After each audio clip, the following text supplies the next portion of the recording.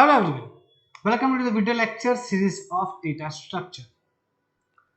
Our today's topic is circular queue insertion and deletion. Hi, this is your instructor Janice Shah. So let's begin with today's outlines. Students, first today we are going to learn about the concept of the circular queue. Then we'll see the circular queue insertion and circular queue deletion. So first, let's learn that what do we mean by circular queue and why the circular queue is needed. So, circular queue is nothing but a linear data structure in which the operation of insertion and deletion occurs two different times, same as the simple queue. It follows the FIFO manner, but here the last position is connected back to its first position. That's why it is known as circular queue. Here, if you can see, this is a circular queue where the front pointer and the rear pointers are also there. But see, this is just a representation of a queue in a circular manner. Actually, in data or in a memory, the queue is not like in this circular queue manner. Okay, this is just a representation of circular queue, that how the last data element is connected with the first data element. Fine. Now, unlike the simple queue, what happens when we talk about the simple queue? Students, just imagine a situation that in a simple queue, your queue has only one element at the rear end, or the only one element at the rear end. That means at the fifth position. All the fourth, one, two, three, four, all the four positions are empty. Now, if you want to insert something in the queue, can you insert in simple queue? Yes or no? No. Why? Because my rear pointer is at fifth position. Although my OR four positions data like 1, 2, 3, 4 are emptied, but I cannot insert my value over there because according to the rule, this is a simple queue, cannot move directly from the last position to the first and make it circle. So this is the disadvantage of a simple queue. That's why we come up with a circular queue concept. So the very first, the bicircular queue, again, let me show you. This is a simple queue where you cannot insert element even after the removing the two elements. See, this is my simple queue. If I want to remove something, I cannot insert the new elements over there because my queue is still gets full. That's why to solve this, we come up with the idea of circular queue. Next, let's talk about the circular queue insertion. Once again, let me remind you here in our each and every algorithm, our array index starts from 1. Okay. So, unlike the simple queue students, what happens over here? In circular queue, you always during the insertion we need to check the overflow condition. Yes, you are correct. But we are going to check the overflow condition later after checking the position of the rear pointer. That step is also known as the reset rear pointer. Okay, how? Let me show you. Students, this is what is this? This is a queue insertion, circular queue insertion. That means you are not going to remove anything, you are not going to return anything. That's why it's a procedure. Okay, the name of the procedure is CQ delete. Here we have R, F, Y, Q, and N. So QFR shows Q shows the Q, F shows the front pointer, R shows the rear pointer, Y the element which is going to be inserted over here, N is the size of the queue. Fine. So let's check out the first. So here the first position is the first step is that if your rear pointer is pointing at N. Now what happens in simple queue? If my rear pointer is pointing at last position, that means N, then what I need to do, I just need to write that my queue is overflow. You cannot move further. Okay. But here my rear pointer is, if my rear pointer is at N, that means at last position, then we need to move towards the first one. If my rear pointer is at last position, then we need to move at the first one. Then and then it will become a circular. So let me check. If my rear pointer is at N, then you should go R arrow 1, else you should write R arrow R plus 1. Fine. So if my rear pointer is pointing to the end position, then my rear must be at 1, else you just need to increment the rear pointer. Now, after incrementing the rear pointer, you need to check the position of front and rear. So students, just imagine a situation that where you have a circular cube. Okay, at the time the front and rear pointers are also there. What you need to do is you just need to understand that if my front pointer is at first position and here is at M, okay, that means your queue is full. Your queue is full because your front pointer is at first position and rear pointer is at N. Okay, now if I want to insert more elements, then according to the condition, I need to check whether my rear pointer is N or not. Yes, it is at N. Then I need to move it at 1. Now see, 1. Front is already at 1, rear is also come at 1. So 1 and 1, both point positions are same. So after during the insertion in circular cube, remember the statement, during the insertion in circular cube, if after resetting the value of R, your front and rear becomes at the same position, that means your tube becomes overflow. Fine. So if my F is equal to R, then you can write the Q is overflow and return. You cannot move ahead. Your algorithm is over. If it's not like that, then you can insert a new element.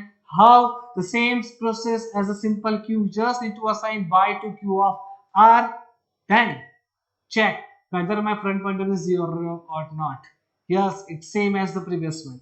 Because if your queue is empty, then the front and rear both pointer position at 0. Okay, so when you assign a value to R, at least one element is there. So when you assign a value to R, at least one element is there. So you also need to move F over here. Okay, so F and R at the same position after inserting, not during the insertion. Fine. So this is the situation. If my F is equal to 0, then you just need to move F towards 1, then return. So that's all about the first algorithm of circular queue insertion. Let's check out the example of it. So here, this is just an example queue, that this is how your queue looks like. Let's understand it better. See, here my front and rear. Here if you can check out the table, you can see my front position is at 1 and rear is at 2 and value is 30. If I am incrementing it, then rear becomes 3 and value becomes 40. So such like this you can move ahead. Let's understand it better in circular queue insertion example. Same as the previous one, here circular queue, my front and rear both position at 0. Now if I want to insert something, then what happens? See, if this is my first situation, circular is just a representation. These type of queues are not exist in a memory, but this is just a representation. This is how you can represent your circular queue. Okay, so this is my circular queue. My front and rear both are at 0. Now if I want to insert something, then what happens? See, insert 10. Insert 10. That means the rear value goes at 1. What happens, students? Here if you can see, my front and rear both are pointing to at 1. Because I'm going to insert 10. So after inserting 10, front and rear are both pointing at the same position.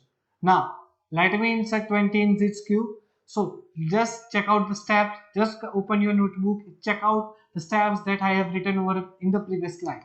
So what happens? During the insertion of 20, first you need to check whether your R is at N or not. Is that so? No. So just need to increment a rear pointer. Now rear value becomes 2. Rear value becomes 2. Now check whether my F and R both at the same position. No, because F is at 1. Rear latest value of rear is 2. Okay, after incrementing, the latest value of the rear is 2. So what to do? You just, the condition becomes false. Move towards the step number 3, where you have written over there that Q of R arrow Y. Q of R arrow Y. So you just need to insert the new element to the rear position. Now the new rear position is 2, so I am going to insert the 20 over there and then check whether the F is at 0 or not. Is F at 0? No. So just leave it as this. That's how you can insert the element in Q. Now the next, again, the same process will be done for the 30, the same process will be done for the 40 also. Now what happens for the 50? If I'm going to try to insert a 50, what happens? Just check it out. Here, if you can see, my front pointer is at 1, yes. Rear is at 4, yes. Q size is 4. Size of Q is 4 only. Okay, now check. R is equal to n or not? R is equal to n or not? Yes, the condition is true. So R becomes 1. R becomes 1. Now students, let me tell you. The latest value of R becomes 1. F is at 1, both are at same position, F is equal to R, the Q becomes overflow. Step number 2. What to do if the Q becomes overflow? Just write down return. You cannot insert 50 because F and R both at the same position. Q becomes full. This is how you can write the overflow in circular Q. Okay. So this is just an example of circular Q insertion. Now let's move towards the next algorithm, which is known as circular Q deletion. So students, again in the circular Q deletion, you can see the deletion, that means we are returning something over here. That's why it's known as a function. Again, I'm repeating this. That's why it's known as function. Okay, not a procedure. So in circular Q deletion, students, we have the function CQ delete. Parameters are Q, F, R, N. Why we need N over here? Because this is the circular Q. We used to compare the position of the front pointer to N, not rear. Because this is a deletion, students. In deletion, students, we are comparing the value of front pointer with n element. Fine. So what we need to do, we just need to compare the front with the n and check whether my Q is full, or sorry, whether the front pointer is n or not. Fine. So let's take out the very first step. So during deletion, we need to check out the underflow condition, obviously. So when the Q is empty, the Q is known as underflow. So when the Q is underflow, the front end are at 0. So you can write if the F is equal to 0, the Q is underflow. It is the same as the Q simple Q deletion. Nothing changed. Now the second number step. If students, your Q is not empty, that means you have some elements to delete. So what to do? You just need to assign Q of F value to Y. You just need to assign the Q of F value to Y. So here it is, second number step, Q of F to Y. Step number 3, that check out if the F and R at the same position or not. Students, if your F and R at same position, okay, then it becomes Q empty. So you just need to move F and R to 0. This is again same as the previous one, and just need to return Y. You just need to return the value of Y. So what's the change in the circular Q? Only one step, that is the increment of the front pointer. Here, if you are inserting in a deletion, apply the deletion in the Q. If a front pointer is at nth position, then you should move from n to 1. If it's not like that, if it is not at n position, then you just need to increment your front pointer. Fine. So here it is, the last logic. If F is equal to n, then write F arrow 1, else F is equal to F plus 1 and return Y. Here, do not forget to write return Y in 2 different steps, because if your condition is satisfied in step number 3, you are not going to move forward to step number 4. Once you write return in any algorithm or any function, the below code of the return statement will not going to be executed. Okay, always remember this. Okay, so let's move towards the example of the circular Q deletion. So the first circular Q deletion, students, here it is. The Q is emptied, then the situation is same as the previous one, but I'm not going to take empty Q for you. Okay, so let's begin with some basic Q. Here you have the 10, 20 and 33 elements are there. If you want to delete something from this Q, first I need to check whether my front pointer is at 0 or not. No, it's not at 0, it's at 1. So what you need to do, you just need to assign 10 to Y and then check whether my F and R both are same or not. But here again, my F and R both not at the same position, so need to move further. Check whether my front pointer is at n or not. Here students, my front pointer is not at n, so I just need to increment like F is equal to F plus 1. So 10 gone, F is at 20. Again the same process will be done. 20 gone, F is at 30, and then check F and R both at the same position. So when again students, when the 30 will gone, okay, check F and R at the same position. So my Q becomes empty, and again my front and R both pointing to the 0 position. So here it is. and empty queue, students, my front and rear both pointing to the 0 position. Fine. So my queue becomes empty when front and rear are at same position. Have you ever seen something, students, that in circular queue deletion, if F and R both at the same position, it is known as empty, and in circular queue insertion, when the F and R at the same position, it is known as circular queue is full. Okay, so just trace the algorithm, just write down your data and check it whether the algorithm is correct or not. Okay, let me show you one table example of here. Here the question is, you just need to write down like write down the position of front and rear pointer. After each and every operation, you just need to write down the position of front and rear pointer. Here the queue size is 6. Assume the F is at 2 and R is at 4. So just calculate it. When F is at 2 and R is at 4, okay, and if this is my queue, then we dash L M N dash dash. So you can easily get the idea. The front pointer is at 2, that means at L, and the rear pointer is at N, that means here in my queue starts from the first index. The queue starts from the first index. Fine. Now let's check out the various operations. So here are the various operations. The first, we need to make a column over there. First write down the operation, then front, then rear, and the queue. If I am talking about the first operation, students, you can check out that the begin operation. The first time the front and rear at 2 and 4. Now the second operation is add O, insertion of O. Okay, so when you're inserting something, your rear pointer is incremented. It will move towards the 4 to 5. So only the change is in rear pointer position. See the second line. See the second line. The rear pointer is at 5, front is at 2, remains as it is, and the O is inserted. Next is add P. Again, rear pointer is incremented, rear is at 6, front is at 2. Next, delete. When you apply the delete button, front is incremented. Front is incremented. So now front is, instead of 2 becomes 3. Okay, and rear is at 6. Now, next we'll talk about the delete again. So it incremented at 4, rear is at 6.